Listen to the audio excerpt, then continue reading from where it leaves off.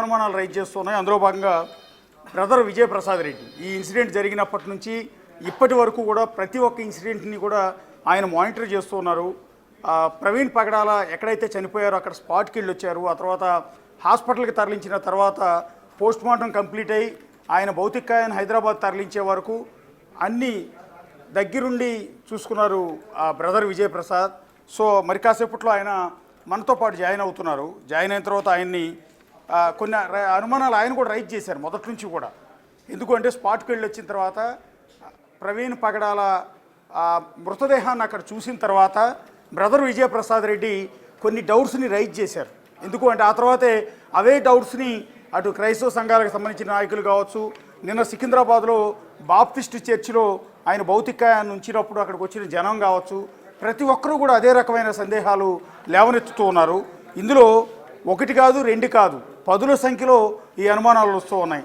Incident జరిగిన స్పాట్కి సంబంధించి incident జరిగిన తీరు, గాయాలు, రక్తపు మరకలు, హెల్మెట్ పగిలిన తీరు, తల పగిలిన తీరు, ఒంటి మీద ఉన్న గాయాలు, ముక్కు మీద ఉన్న గాయాలు, ఇలా చెప్పుకుంటూ పోతే ఎన్నెన్నో సందేహాలు. అంతేకాకుండా పోలీసులు రిలీజ్ చేసిన ఆ సీసీ ఫుటేజ్లో కూడా అనేక రకాల సందేహాలు ఇక్కడ వ్యక్తమయ్యే పరిస్థితి మనకు కనిపిస్తుంది. పర్టికులర్గా సోషల్ మీడియాలో కూడా క్రైస్తవ సమాజానికి సంబంధించిన కొంతమంది ఈ అనుమానాలను రైజ్ చేస్తూ కొన్ని ఫోటోలను కూడా రిలీజ్ చేశారు. అది బిగ్ టీవీ స్క్రీన్ మీద కూడా ఆ ఫొటోస్ని మీకు చూపిస్తూ ఉన్నాం. ఎక్కడెక్కడ సందేహాలు ఉన్నాయి, ఏ అంశాల్లో వాళ్ళందరికీ కూడా అనుమానాలు ఉన్నాయి, ఇది హత్య అని బలపరచడానికి వాళ్ళ దగ్గర ఉన్న ప్రూఫ్స్ ఏంటి, ఇవన్నీ కూడా మీకు సోషల్ మీడియాలో కనిపిస్తున్నాయి. మనతో పాటు బ్రదర్ విజయప్రసాద్ రెడ్డి జాయిన్ అవుతున్నారు. విజయప్రసాద్ గారు నమస్తే అండి. నమస్తే సార్. నమస్తే అండి. యా మీరు మొదటి నుంచి కూడా మానిటర్ చేస్తున్నారు, స్పాట్కి వెళ్ళారు, ఇమ్మీడియట్గా అందరికీ సమాచారం ఇవ్వటమే కాకుండా ఎంటైర్ అందరినీ అక్కడికి గ్యాదర్ చేయటంలో మొత్తం మీది చాలా ప్రధానమైన పాత్ర. అక్కడ జనాన్ని కంట్రోల్ చేయటం కూడా, ఆ రోజు మార్చిరీ దగ్గర జరిగిన గొడవల్లో కావచ్చు, ఇదంతా కూడా కంట్రోల్ చేయటం మొత్తం మీరు బాధ్యత తీసుకుని ముందుండిగా నిలబడ్డారు. అదే క్రమంలో మీరు మొదటి నుంచి కూడా కొన్ని అనుమానాలు రైజ్ చేస్తూ ఉన్నారు ఆన్ రికార్డెడ్. సో అవే సందేహాలు వాళ్ళ సోషల్ మీడియాలో కూడా క్రైస్తవ సమాజంలో ఉన్న అనేక మంది ప్రశ్నిస్తూ ఉన్నారు. ఒకసారి మీకున్న డౌట్స్ని ఏమైనా రైజ్ చేస్తారా? అదే సార్, నాకున్న డౌట్ ఏంటంటే ఆ సీసీటీవీ ఫుటేజ్ ఏదైతే పోలీసు వారు రిలీజ్ చేశారో దానికి ముందు ఏం జరిగింది? అప్పటికే హెడ్ లైట్ పగిలిపోయి ఆయన బ్లింక్ అవుతుంది, ఈ పక్కన సిగ్నల్ లైట్ వేసుకుని వస్తున్నారు. అప్పటికే హెడ్ లైట్ పగిలిపోయింది కదా, అంతకు ముందున్న సీసీటీవీ ఫుటేజ్ ఏమైనా ఉందా, వాళ్ళకి ఏమైనా లభ్యమైందా, అది ఎందుకు బయటికి రిలీజ్ చేయలేదు అనేది ఫస్ట్ మాకున్నటువంటి పెద్ద అనుమానం అది. ఓకే. రెండోది ఏంటంటే ఆ బండి ఆయన మీద అంత ఎత్తు ఎగిరి పడితే మిగిలిన బోన్స్ అన్ని ఎందుకు ఇరిగిపోలేదు? మొత్తం బాడీ ఛిద్రమైపోవాలి కదా. అంత రాయల్ ఎన్ఫీల్డ్ అనేది చాలా వెయిట్ ఉన్న బండి. అవునండి. అంత ఎత్తులో ఆయన కింద పడి దాని మీద ఎగిరి పడితే అంత ఎగిరి పడ్డప్పుడు మొత్తం బోన్స్ అన్ని మొక్కలు అయిపోవాలి, రిబ్స్ అన్ని ఇరిగిపోవాలి, మొత్తం అంతా ఛిద్రం అయిపోవాలి కదా బాడీ. పట్టుకెళ్ళి పెట్టినట్టుగా ఎలా ఉంది బాడీ అనేది ఒకసారి అది పెద్ద డౌట్. మరోది ఏంటంటే సైలెన్సర్ చాలా హీట్ ఉంటుంది. 350cc అండి రాయల్ ఎన్ఫీల్డ్. అవునండి. అంత సీసీ విజయవాడ నుంచి బయలుదేరి వస్తూ ఉంటే ఎంత హీట్ ఎక్కిపోద్దండి. ఓకే. అంత హీట్ ఎక్కిపోయిన బండి ఆయన ఒంటి మీద పడితే బట్టలు కాలిపోవాలి కదా, చర్మం అంతా ఉడికిపోవాలి కదా, చర్మం అంతా ఉడికిపోవాలి, అసలు కాలిపోవాలి. అంటే ఆయన శరీరం అంటే ఆయన కాళ్ళ మీద ఈ బండి పడి ఉంది కదా. అవును కదా, మీకు అవునండి, సైలెన్సరే బాడీ మీద పడింది. ఓకే. సైలెన్సర్కి ఎలాంటి ప్రొటెక్షన్ కూడా లేదు సార్, గార్డ్ లేదు దానికి. ఇది వాల్యుబుల్ డౌట్ నిజానికి. ఇది ఇంతవరకు ఎవరు రైజ్ చేయలేదు నిజానికి. అవునండి. దానికి గార్డ్ లేదు, డైరెక్ట్ ఆయన మీద సైలెన్సర్ కూర్చుంది. అంత వేడిగా ఉన్న సైలెన్సర్ ఆయన మీద పడ్డప్పుడు అసలు మొత్తం కాలిపోవాలి కదండి, ఎందుకు కాలలేదు అనేది అది పెద్ద డౌట్. మరో ముఖ్యమైన డౌట్ ఏంటంటే మనిషి కింద పడి మనిషి మీద బండి పడ్డప్పుడు మనిషి బరువు ఎక్కువ ఉంటాడా, బండి బరువు ఎక్కువ ఉంటుందా? మనిషి మీద బండి పడ్డప్పుడు అంత దుమ్ము ఎలా లేచింది? ఓకే. దుమ్ము ఒక్కటే లేస్తుందండి అక్కడ. ఆయన చూపించిన సీసీ ఫుటేజ్లో దుమ్ము ఒక్కటే లేస్తుంది కదా. ఓకే. ఒకళ్ళు నిజంగానే అక్కడ జారి పడిపోయారు అనుకుందాం, జారి పడిపోయి హిట్ అండ్ రన్ అనుకుందాం కాసేపు. ఆ కారు రెడ్గా వెళ్ళినటువంటి కారు హిట్ చేసింది. ఎందుకంటే బ్యాక్ సైడ్ కూడా ఉంగిపోయింది, ఎవరో గుద్దినట్టుగా. ఓకే. అవును. అలాంటప్పుడు అంత దుమ్ము ఎలా లేచింది? ఒకళ్ళు అంత దుమ్ములేస్తే అంత ఎత్తులో ఎగిరి పడిపోయినటువంటి బండి పడ్డప్పుడు మొత్తం స్కల్తో సహా మొత్తం పగిలిపోవాలి, బాడీ ముక్కలైపోవాలి. అంత పెద్ద బండి ఎగిరి పడితే 10 అడుగుల లోతులో. ఓకే. మరి దాని మీద ఇన్వెస్టిగేషన్ ఏం చేశారో తెలియదు. ఇంతవరకు ప్రైమరీ రిపోర్ట్ ఇవ్వలేదు, పోస్ట్ మార్టం రిపోర్ట్ ఎవరికి ఇవ్వలేదు. ఓకే. మీడియా ముందుకు వచ్చి కనీసం ఇంత ఇష్యూ జరుగుతుంది, 2 తెలుగు రాష్ట్రాల్లో అన్ని వేల మంది ప్రజలు వచ్చి రోడ్డు మీద నిలబడ్డారు, అసలు ఇంత ఇష్యూ ఎందుకు అయిందంటే సార్, ఇంత ఇష్యూ ఎందుకైందంటే చాలా రోజులుగా సోషల్ మీడియాలో మత కల్లోలాలు జరుగుతున్నాయి సార్. ప్రభుత్వాల దృష్టికి ఎవరు తీసుకెళ్ళట్లేదు సార్ దీన్ని. అవునండి. అసలు ప్రభుత్వాలు దీని మీద దృష్టి కూడా పెట్టలేదు సార్ ఇప్పటి వరకు.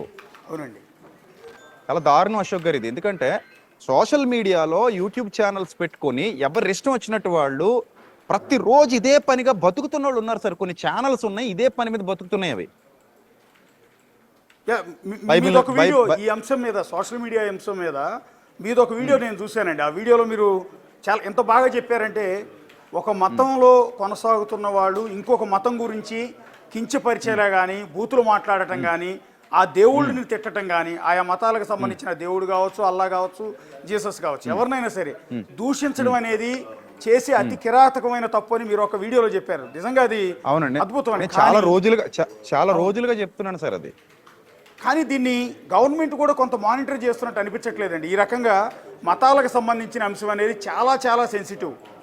అది ఇలా ఇష్టం వచ్చినట్టు ఎదుటి మతాల గురించి ఈ విధంగా బూతులు తిడుతూ, ఆ దేవతలని దేవుళ్ళని ఉద్దేశించి తిడుతూ, విగ్రహాలు దేవాలయాల గురించి బూతులు తిడుతూ వీడియోలు చేస్తున్నా కూడా ప్రభుత్వం వాటిని తీయించేయటం కానీ, ఆ ఇన్స్ట్రక్షన్స్ కానీ ఎక్కడా కనిపించట్లేదండి.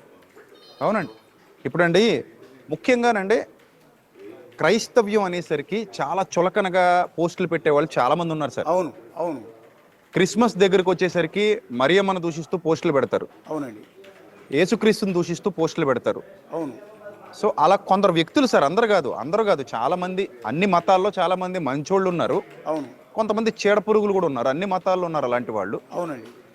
ఈ దూషిస్తూ పోస్టులు పెట్టడం వల్ల వ్యక్తిగత ద్వేషాలు పెరిగిపోతున్నాయి. ఆ వ్యక్తిగత ద్వేషం కాస్త సమూహ ద్వేషంగా మారిపోతుంది. అవునండి.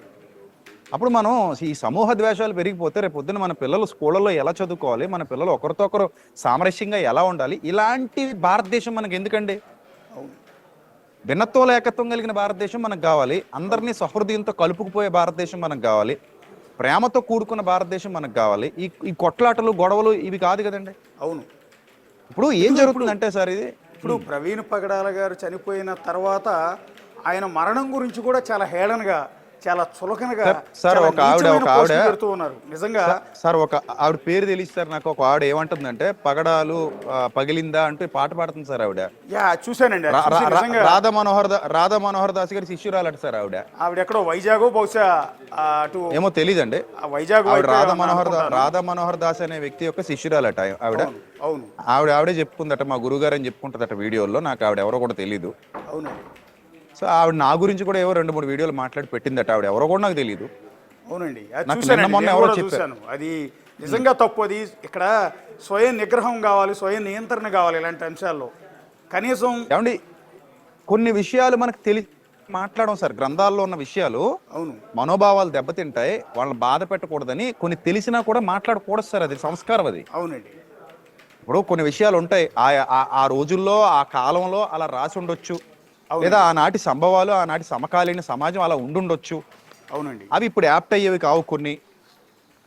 వాటిని మనం తీసుకొచ్చి మాట్లాడి ఒక వర్గం మొత్తాన్ని వాళ్ళ మనోభావాలు దెబ్బతీస్తూ, వాళ్ళని బాధ పెడుతూ, హింసిస్తూ చేయడం కరెక్ట్ కాదని తెలిసినా కూడా మాట్లాడకుండా ఉండే సంస్కారం ఒక పక్క ఉంటే, తెలియకుండా లేనివి సృష్టించి మాట్లాడే సంస్కార హీనత మరో పక్కన ఉందండి. అవును. దానివల్ల ఇష్యూస్ పెద్దదైపోతున్నాయి సార్. అసలు ఇది ఎంత పెద్ద ఇష్యూ అంటే, ఉగ్రవాదం కంటే కూడా భయంకరమైన పరిస్థితి ఈ మతోన్మాదం అండి. అవును. ఇంకా ఉగ్రవాదమే బెటర్ ఏమో అనిపిస్తుంది మతోన్మాదంతో పోల్చుకుంటే. అవునండి. అంత భయంకరమైన పరిస్థితి, చాప కింద నీరులా వేళ్ళూనుకుపోతుందండి. చాలా మంది జీవితాలు ఛిద్రమైపోతాయి. రాబోయే రోజుల్లో చాలా భయంకరమైన పరిస్థితులు మనం ఎదుర్కోవాల్సి వస్తుంది.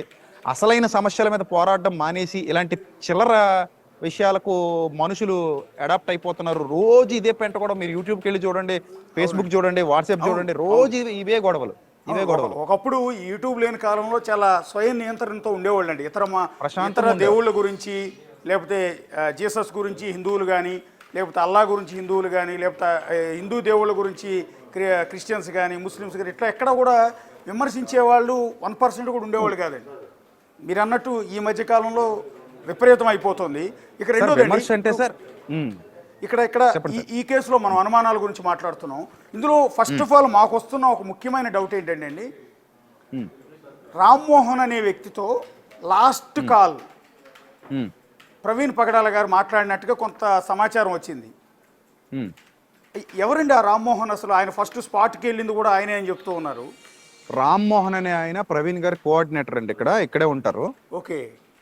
ఆయన లాస్ట్ టైం మా సెమినార్కి కూడా అటెండ్ అయ్యాడు. ప్రవీణ్ గారితో పాటు తను కూడా వచ్చాడు, ఓకే. మాతో కలిసి డిన్నర్ చేశాడు. సో నాకు అప్పుడు పరిచయం, అంతకు ముందు కూడా ఎప్పుడో ఒకసారి చూసినట్టున్నాను. మొన్న రీసెంట్గా స్పాట్లో కూడా గవర్నమెంట్ హాస్పిటల్ దగ్గర వాళ్ళ వైఫ్ ఉండగా నేను అడిగాను. ఓకే. రామ్మోహన్ స్టేషన్కి వెళ్ళాడు. స్టేషన్కి వెళ్ళి వచ్చిన తర్వాత నేను రామ్మోహన్ అడిగా, రామ్మోహన్ ఏంటి విషయం అంటే యాక్సిడెంట్ అన్నారండి అన్నాడు. అండం కాదయ్యా, అక్కడ పరిస్థితి అలా లేదు, నేను స్పాట్ నుంచి ఇక్కడికి వస్తున్నాను, ఓకే. అక్కడ పరిస్థితి అలా లేదు అంటే అప్పుడు అనుమానాస్పద మృతిగా ఎఫ్ఐఆర్ ఫైల్ చేయమని ఎస్పీ గారిని కోరడం జరిగింది. ఓకే. ఆయన కోఆర్డినేటర్ సార్, రామ్మోహన్ అనే వ్యక్తి మన ప్రవీణ్ గారి కోఆర్డినేటర్. ప్రవీణ్ గారి కోఆర్డినేటర్ అంటే రాజమండ్రి ఆ చుట్టుపక్కల ఆయన అటెండ్ అయ్యే కార్యక్రమాలన్నింటినీ కూడా మొత్తం ఎంటైర్ నిర్వహించడం కావచ్చు, అరేంజ్మెంట్స్ అన్ని చూడటం అదంతా కూడా ఆయన చూస్తారు, చూస్తాడు. ఓకే. ఓకే. యాక్చువల్లీ ఏంటంటే రామ్మోహన్ అనే వ్యక్తితో లాస్ట్ కాల్ మాట్లాడాడు అని చెప్పి ఆయన నంబర్ మేము సంపాదించాం. మొన్నటి నుంచి డైల్ చేస్తూనే ఉన్నాం, లిఫ్ట్ చేయట్లేదు. నిజంగా అసలు ఆయనకి ఏమన్నా అయిందా అనుకున్నాం మేము. లేదు, నిన్న ఆయన ఫ్యూనరల్లో పాల్గొన్నాడు కదా, హైదరాబాద్లో ఉన్నాడు ఆయన. ఉన్నాడండి. ఓకే. ఓకే. మీరు మాట్లాడుతున్నప్పుడు అక్కడే ఉన్నాడు ఆయన కూడా. ఓకే. ఓకే. నెక్స్ట్ నేను లైవ్